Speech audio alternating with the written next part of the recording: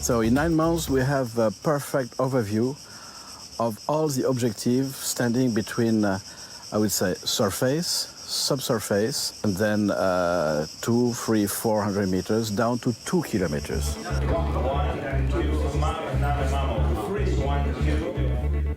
This image is a result of advanced remote sensing technology, combining optic and radar imagery all over Iraq, and reveals the soil moisture content down to a depth of 20 meters only. The questions are, when it's very dark, what does it mean? It means that you have absolutely no moisture down to 20 meters. When it is yellow, it's water saturated. When it is blue, hey, there is still some moisture.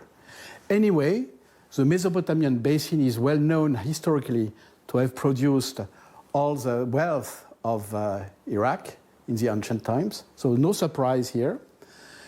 You can see how small are the impacts of the two rivers, Euphrates and Tigris River, compared to what is left here.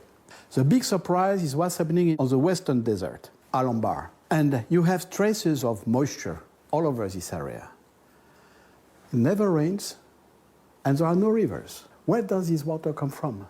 More than that, we see alignment of springs. These yellow dots are manifestation of springs, where old villages settled around. This is fresh water. Most of them are brackish, but these are fresh. And it goes along here, along a trend of 600 kilometers. It's a major fracture called the Abu Jir fracture. Abu Jir means in Arabic, father of oil. And I got this rock from this fracture, and it's burning. This is oil. How is it that we have water springs along this fracture?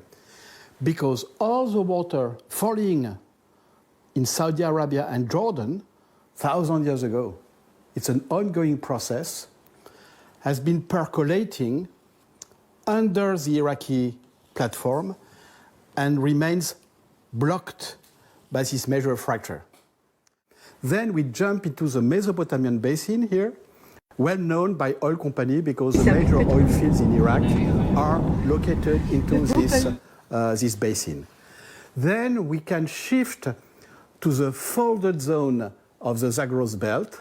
The Zagros belt is here. You can see the change of morphology, all these elongated features going from Jebel Sinjar to Kirkuk oil fields, down to the Iranian border. And we're going now to study another aquifer system on this area.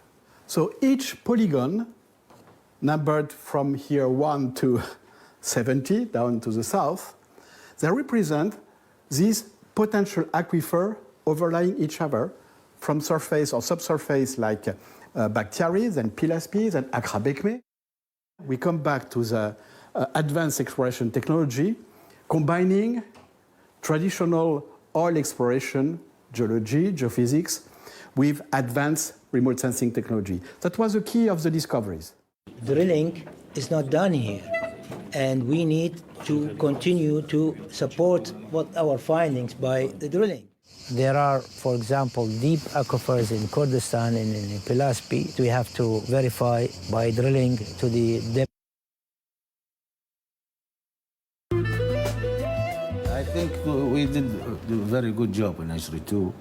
Especially we centralized and we digitized. We will make use of the new web portal of Ashri 2. From our side, we are ready to cooperate with the EU and UNESCO and the consortium.